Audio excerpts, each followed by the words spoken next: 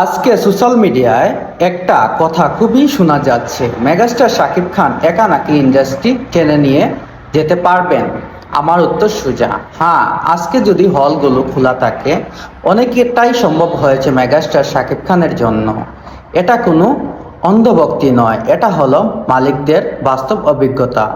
একসময় বহু নায়কদের ভিড়ে থেকে মেগাস্টার শাকিব খান নিজেকে বানিয়েছেন বাংলার সুপারস্টার। তিনি শুধু তারকা নন, তিনি হলেন প্রাণ, ইন্ডাস্ট্রির শেষ লাইফলাইন। তার ছবি এলে হলের মানুষ যায়, প্রযোজক সাহস পায়, ইন্ডাস্ট্রি টিকে থাকে।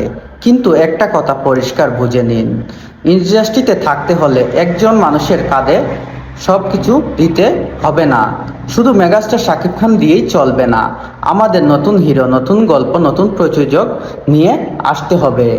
যখন কোনো সিনেমা হলে বন্ধ হয়, তখন অনেকেই দোষ দেয় মেগাস্টার শাকিব খানকে নতুন হিরো তৈরি করার জন্য। কিন্তু সত্য ঘটনা হলো, দশকের পর দশক থেকে আমরা নিজেই কোনো উন্নতি করতে পারি।